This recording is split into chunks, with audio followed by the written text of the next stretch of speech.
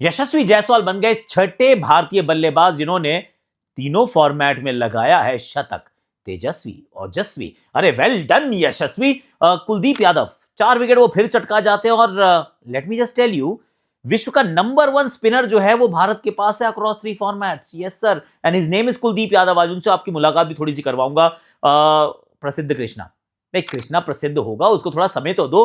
Troll करते रहते हो पर तुमने ट्रोल किया, उन्होंने कमाल दिखाया भैया। शुरुआत अच्छी नहीं थी पर 4 विकेट के साथ अपना स्पेल उन्होंने किया समाप्त। और फिर चाहे रोहित शर्मा हो या हो विराट कोहली, इनका तो कोई सानी है नहीं। रोहित वॉज फ्लुएंट और कोहली भैया कर क्या रहा है यार, इस बार तो गुंडागर्दी किया है, उसे क्या गर्दे ही उड़ा दिया यार। हैशटैग आकाशवाणी में आप सभी का हाथ जोड़ के स्वागत। कैसे हो आप लोग? आई रियली होप कि आप अच्छे होंगे। और आज मैं वो टीयू मैदान पे मैंने नहीं किया है आकाशवाणी फॉर सिंपल रीजन, क्योंकि मैच खत्म होने का हम इंतजार कर रहे थे और हम वापस आ चुके थे, तो फिर वो तो नहीं हो सकता है। पर आकाश यात्रा आपकी कराऊंगा आज। बड़ा एक्चुअली मैंने वो टॉस किया, वो सुदूर पश्चिम रॉयल्स वर्सेस विराट नगर किंग्स। तो वहां पे मैंने पहली बार टॉस किया एक्चुअली इस एनपीएल में, और मेरे ख्याल से 8-10 साल के बाद कोई टॉस करने का मौका मिला, तो it was a fun exercise. वो भी आपको दिखाऊंगा। पर आज आकाश यात्रा थोड़ी सी बाद में लाते हैं। शुरुआत मैं सोच रहा हूं कि विशाखापट्टनम से करते हैं, और विशाखापट्टनम की जो पहली शुरुआत थी, जो सबसे बड़ी हेडलाइन कहानी थी, वो है यशस्वी जायसवाल। यशस्वी जायसवाल से मैं शुरुआत इसलिए कर रहा हूं क्योंकि हो सकता है उनका ये आखिरी मैच हो for team India for a while. अगले 6-8 महीने मुझे वो खेलते हुए नजर नहीं आ रहे हैं। Unfortunate as it might be, but this is the reality. क्यों? क्योंकि जिसकी जगह वो खेलते हैं वो इस टीम का कप्तान है, और कप्तान सिर्फ नहीं है, वो कमाल का खिलाड़ी भी है। शुभमन गिल की मैं बात कर रहा हूं। अब वो वापस आ जाएंगे अगली जब श्रृंखला होएगी, तो फिर वही ओपन करने वाले हैं। यशस्वी टीम में तो होंगे पर खेलने का मौका नहीं मिलेगा। पहले 2 मैच खराब हो चुके थे, 4 इनिंग्स टेस्ट की खराब हो चुकी थी, तो थोड़ा सा दबाव महसूस कर रहे थे। ऑफकोर्स थोड़ा सा रीजनेबल टारगेट था चेज करने के लिए, पर ही बैटेड ब्यूटिफुली। वो जो लेफ्ट आर्म सीमर की परेशानी थी उसको भी दरकिनार किया और बहुत अच्छे से बैटिंग की, अपना शतक उन्होंने जड़ दिया। बन गए वो छठे भारतीय बल्लेबाज जिन्होंने तीनों फॉर्मेट में शतक जड़ा है। सी खिलाड़ी अच्छा है, बहुत दिन तक आप इनको बाहर नहीं बिठा पाएंगे, पर सच्चाई की बात यह भी है कि जगह उतनी आसानी से उपलब्ध नहीं होने वाली है। जो बात इनके साथ है, अभी देखो ऋतुराज गायकवाड़ ने भी एक शतक लगाया, एक ही इनिंग में जल्दी आउट हुए थे। 2 ही पारियां आई हैं, पर अगला मैच जब होगा और श्रेयस अवेलेबल होंगे तो जगह उनकी भी 11 में नहीं बनने वाली है। I mean that is the sad reality of life. पर यशस्वी जायसवाल ने वो कर दिया जो आपके हाथ में होता है, वो है कि भैया जब मौका मिले, जब दरवाजा खुले तो घुस जाओ अंदर, और एटलीस्ट कम से कम अपना एक छोटा सा अपना कोना जो है अपने नाम कर लो, ताकि अगली बार जब भी मौका आता है तो बाहर से किसी को नहीं बुलाएंगे। आप वही अंदर कमरे में बैठा हुआ बंदा है यशस्वी कोने में, आप उनको फट से बुला लेंगे। Similarly for Ruturaj Gaikwad. पर वेल डन यशस्वी, वाह रे वाह रे वाह। अब इससे पहले कि मैं रोहित शर्मा और कोहली की बात करूं, डेसिमेशन, डोमिनेशन, डिस्ट्रक्शन, उस सब की बात करूं, मैं ना बॉलिंग की तरफ जाना चाह रहा हूं क्योंकि वहीं सेटअप हुआ मैच। और उससे पहले एक्चुअली केएल राहुल ने क्या कमाल कर दिया यार। आई मीन ये कैसे हो गया, मतलब आंखों पे विश्वास नहीं हुआ, कानों को सुनने से लगा कि ठीक सुना है क्या, टॉस जीत गए हम यार, हम टॉस जीत गए, बिलीव इट और नॉट। आखिरी जीते थे सेमीफाइनल मैच वर्सेस न्यूजीलैंड 2023, 25 खत्म होने को है, तब जाके जीते हैं एक ओडीआई में टॉस। इनक्रेडिबल, 20 मैचेस हम टॉस नहीं जीते थे पर अब जीत गए हैं। और टॉस जीत के फील्डिंग का फैसला, सही फैसला, बाद में बहुत ड्यू आती है। एक बदलाव किया भारतीय टीम ने, जहां पे वॉशी को ड्रॉप करके तिलक को खिलाया। इंटरेस्टिंग है, क्योंकि मैं ये सोच रहा हूँ श्रेयस के ना होने के बावजूद अगर ऋषभ पंत के लिए जगह नहीं बन पा रही है 11 में, तो फिर हम कर क्या रहे हैं? क्या हम 2027 में केएल राहुल के किसी भी बैकअप के रूप में नहीं तैयारी कर रहे हैं? इट्स अ क्वेश्चन, बाद में पूछेंगे। पर let's start with Kuldeep Yadav. Kuldeep Yadav across 3 formats in the world number 1 spinner है।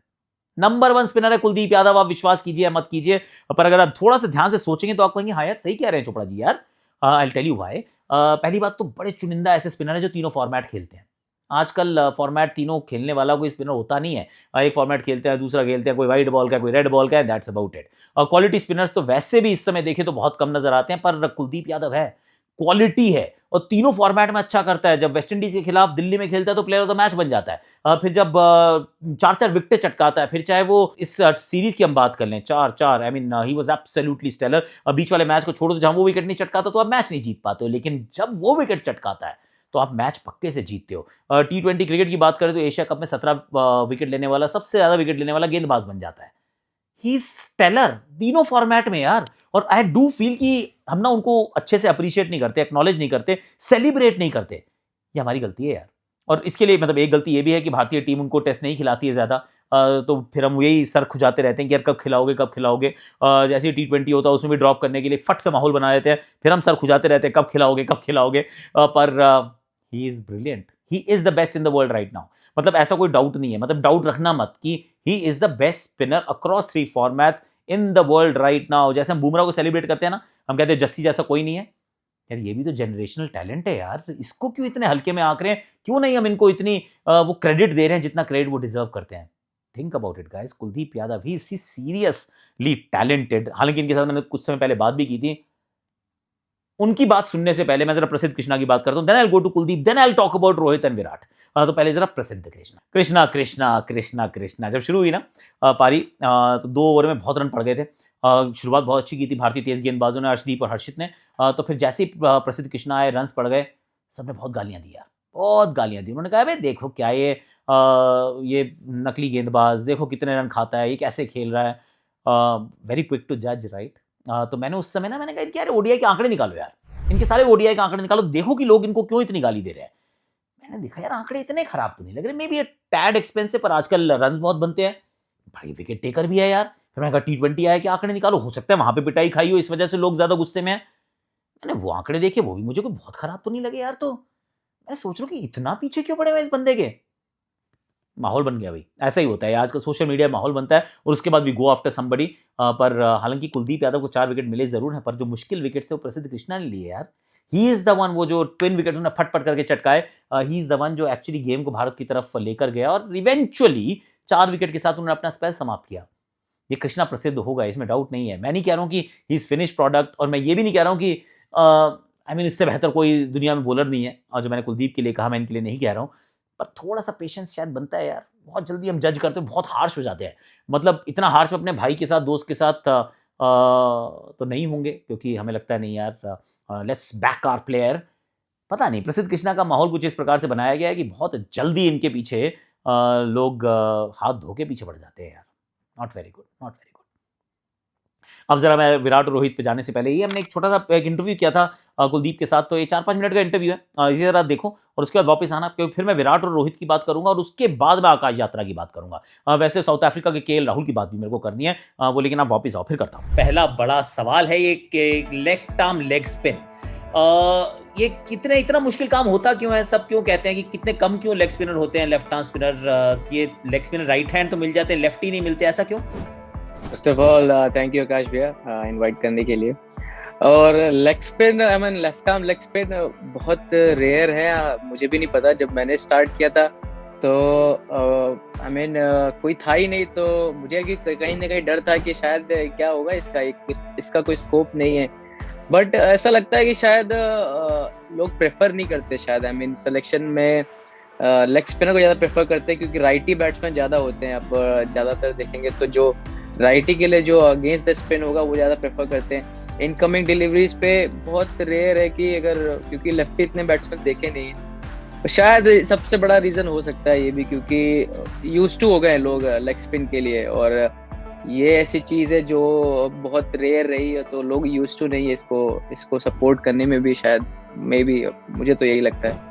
अच्छा, लेफ्ट आर्म लेग स्पिन के चैलेंजेस, कुलदीप क्या चैलेंजेस आपने अपने करियर में फेस किए बतौर, जस्ट स्किल वाइज पूछ रहा हूँ मैं अब, ये कि जो लेग स्पिन की स्किल है, वो गूगली डालने की, वो फ्लिपर डालने की, क्या चैलेंजेस फेस करते हैं left arm leg spin? I mean leg spin, क्योंकि आपको पास वेरिएशन होने बहुत ज़रूरी है। अगर आपके पास वेरिएशन नहीं है, अगर आप सिर्फ लेग स्पिन फेंकेंगे तो शायद बैट्समैन के लिए सेटअप करने में बहुत ईजी है, क्योंकि इनकमिंग डिलीवरीज को एक ऑफ स्पिनर की तरह वो खेलेगा राइट हैंडर बैट्समैन।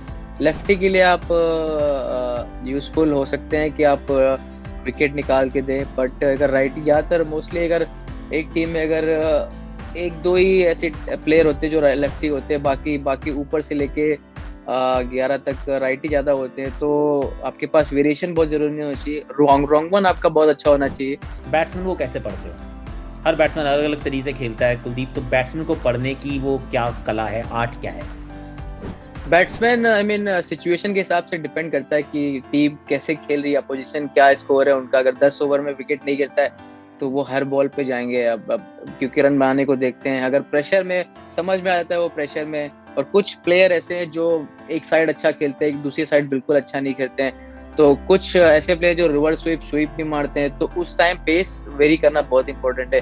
क्योंकि उन कुछ प्लेयर जब वो अगर एक दो बॉल आप डाल, अभी आजकल मैक्सवेल दूसरी तरह से शॉट खेलने लगे, तो वो भी आपको प्लान करना पड़ता है कि उनको कैसे डालना है। तो अब आप स्लो डाल सकते हो, क्योंकि अभी उनके दिमाग में ये रहता है कि अब रिवर्स स्वीप में मैं अच्छा खेल रहा हूँ, तो आप स्लो डाल सकते हो। तो बैट्समैन को ऐसे रीड करना बहुत जरूरी है। और मेरे हिसाब से थोड़ा काम होना बहुत जरूरी है। अगर आप थोड़ा एक टाइम लेंगे तो ज्यादा अच्छा आप रीड कर सकते हैं बैट्समैन को। एक आखिरी सवाल है मेरा इसमें कि किसी से मैं सुन रहा था कि सिंगल देना भी एक आर्ट होती है, और ये हर स्पिनर को आना चाहिए जब वाइड बॉल क्रिकेट खेलते हैं। अब इसका मतलब क्या है, लेमैन को समझाओ कि भाई मतलब सिंगल कैसे दे सकते हो यार, आपको तो डॉट बॉल डालने का मन करता होगा, पर क्या ये जरूरी होता है कि आपको पता हो कि यहाँ पे मैं दूंगा सिंगल होगा, स्ट्राइक रोटेट होगी? अगर वो करना है तो कैसे करना है? बिल्कुल, आई मीन कभी कभी जैसे राइटी बैटिंग करता है तो उसके पैर पे फेंक दिया या फिर पैर की तरफ से फेंक दिया। अगर आपके वैसे भी जब मैं बॉलिंग करता तो स्क्वायर लेग पीछे होता है, मिड विकेट पीछे होता है, और ओडीआई क्रिकेट पे बैट्समैन इतनी जल्दी मारता नहीं लंबा है। इधर अगर आप पैर पे डालेंगे तो एक ही रन स्वीप मारेगा, एक रन होगा। या जब लेफ्टी करता था तो आप कट पे फेंक सकते हैं, बाहर फेंक सकते हैं, वो कट खेल सकता है। तो ये एक ऐसे ऑप्शन है जो आप सिंगल दे सकते हैं। हाँ, पर एज ए यंगस्टर जब आप खेलेंगे क्रिकेट स्टार्ट करते तो आपको हमेशा रहता है कि मुझे सिंगल नहीं देना है। आप डॉट बॉल पे ज़्यादा फोकस रखते हैं कि डॉट बॉल कराना, विकेट ले रहा है। और क्योंकि जब 18-17 के बाद जब प्लेयर निकलता है तो वो हमेशा अग्रेसिव होता है, विकेट निकालने को देता है, उसे कोई डर नहीं होता है किसी चीज़ का। तो इम्प्रेस करने को देखता है, और जब चाहता है तो अटैक करे, उस पर रन भी पड़ते हैं, बट इम्पोर्टेंट रहता है कि विकेट भी निकाल के देता है वो।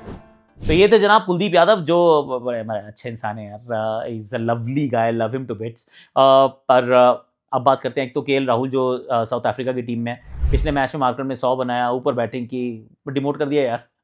कैसे कर ले तो तुम लोग यार, ये मतलब one of the finest centuries थी वो, 350 का स्कोर आपने ऐसे करके चेज करके दिखाया, वो आपकी शतक की वजह से हुआ था। मतलब कैसे बैटिंग ऑर्डर में देखा, कहाँ भेजा उनको, ये मेरी समझ में नहीं आया कि भाई क्या करते हैं, पर करते हैं जो भी है। Let's talk about Rohit Sharma. ऐसा लग नहीं रहा ना कि बंदा स्लो डाउन हो रहा है। Of course he is fitter, he is slimmer, he is meaner and more into it अभी at this point in time. पर जो बैटिंग की है यार, कंप्लीट कंट्रोल में नजर आए भाई। जितनी देर खेल रहे थे ऐसा लग रहा था कि चला रहा है गेम को, ये तो रन बहुत आसानी से बिना विदाउट टू मच ऑफ फस ये बंदा पहुंचा देगा। Rohit Sharma is in that kind of form, जहाँ पे चाहे सिडनी के आप रन्स की बात कर लो, वो बहुत मेहनत से रन्स बने थे ऑस्ट्रेलिया में, यहाँ पर भी रांची में 50 बनाया, यहाँ पर फिर एक और अर्धशतक बनाया। मुझे लगा था इस बार 100 बनाएंगे, 75 पे आउट हो गए। मुझे लगा कि इस बार रोहित का 100 पक्का है, क्योंकि आई वाज इचिंग, ये मैंने किसी से बात भी की थी कि रोहित का 100 पेंडिंग है, शायद कल ही हम आकाशवाणी में बात कर रहे थे। तो रोहित का 100 तो नहीं बना, पर 75 उन्होंने बनाए, और 100 इस बार ऑब्वियसली विराट का नहीं बन सकता था क्योंकि उतने रन ही नहीं थे। पर क्या बैटिंग की है, एक तो वो जो नो लुक करके छक्का मारा ना, आई मीन कॉर्बिन बॉश से ऐसी क्या दुश्मनी हो गई यार, बहुत मारा उसको तो। और लगातार आई मीन 4 मैचेस हो गए, 50+ स्कोर्स हैं। सिडनी में शुरू किया, रांची गए, रायपुर गए, और अब वाइजैक में, और जिसमें 2 शतक भी है। I mean he is gotten on to some kind of serious form, and that is such a heartening side, क्योंकि जब विराट कोहली ऐसा खेलने लगता है ना, तो फिर इसके जैसा कोई दूसरा प्लेयर होता नहीं है। हमने इनकी रनिंग बिटवीन द विकेट्स की तारीफ की है और बहुत करते हैं, it's life blood of his ODI cricket. पर जब ऐसे छक्के मारता है, जो पहले मैच में मारे रांची में, उसको जैसे इस मैच में जो बैटिंग कर रहे थे, I mean in absolute control नहीं कहूँगा, कंट्रोल मैंने रोहित के लिए कह दिया भैया, ये तो डोमिनेशन था, ये डेसिमेशन था, ये डिस्ट्रक्शन था, और ये एक्सप्लोजिव बल्लेबाजी थी, और हिला देने वाली थी भाई, हिला डाला ना, वो वाला काम किया विराट कोहली ने, मानना पड़ेगा सर। चलिए अब जरा चलते हैं हम आकाश यात्रा के, थोड़े से आपके दर्शन करा देता हूँ। क्यों? क्योंकि टॉस करने का मौका मिला था, और यहाँ पे क्योंकि एक्सेस पूरी है, तो भैया टॉस की दीपेंद्र सिंह यारी वहाँ पर थे, संदीप लाबिछारे थे। टॉस के बाद प्रेस कॉन्फ्रेंस भी एक की हमने, प्रेस के साथ बात की। ओके, मैं नहीं बोल रहा, आप देख लो फिर वापस आना। मैंने कभी नहीं सोचा था कि टॉस करने जाने के लिए एक्चुअली नर्वसनेस होती है यार। एक तो टीम्स का नाम सही तरीके से निकल जाए, उसके बाद जो आप कहना चाहते हो वो सही से हो जाए। ये मैच भी बहुत बड़ा था, क्लैश ऑफ द टाइटंस था। एक बार सुनो जरा ये, उसके बाद मैं आपको बताता हूँ कि क्या हुआ था। नमस्ते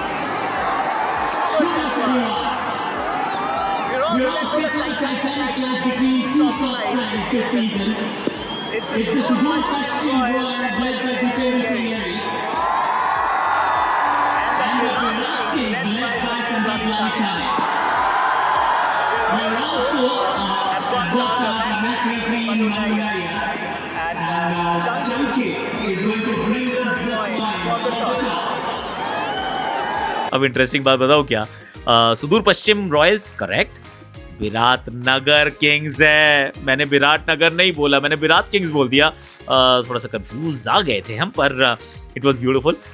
उसके बाद बैटिंग कर रहा था कोई या नॉकिंग कर रहा था, मैंने कहा मुझे भी करने दो यार, तो वहाँ थोड़ी सी नॉकिंग कर ली। उसके बाद यहाँ बहुत सारे प्रेस वाले थे, तो उन्होंने कहा थोड़ी सी बात कर लो। हमने कहा ठीक है जी, खेलने से तो बात करना ज़्यादा आसान होता है, तो वो भी किया। Upcoming is growing, it's getting better. More kids are going to pick up the sport, like the sport, start playing the sport, seeing what we are seeing right now. Because a lot of times it's all about access. It's also about seeing your stars up close and personal, and that inspires a lot of new journeys to start. So really hope that this is that kind of moment, the watershed event in Nepal's cricket history. And then of course show था, show किया। Show में of course वो बड़े वाली screen पर वो होता है जिसमें लाइव टेलीकास्ट ही हो रहा होता है, और दर्शकों ने इस बार भी बहुत सारा प्यार दिया, जो मेरे दिल के बहुत अजीज है। जैसे कल मैं जाने वाला हूँ कहाँ, चंद्रगिरी, बहुत सुंदर है कहते हैं, and I hope I pronounce it right. Cable car पकड़ के ऊपर जाना है, बहुत बढ़िया सा रिजॉर्ट है वहाँ पे। रह तो नहीं पाएंगे, पर वहाँ से एवरेस्ट के दर्शन हो जाते हैं भाई। एवरेस्ट देखने को मिलेगी क्या? हाँ, ये कल देखते हैं, कल का दिन मुझे लगता है बहुत अच्छा होने वाला है। आज के लिए, अभी के लिए मेरे पास इतना ही है। अब कल हम कहाँ जा रहे हैं? कल एक केबल कार पकड़ के हमें जाना है।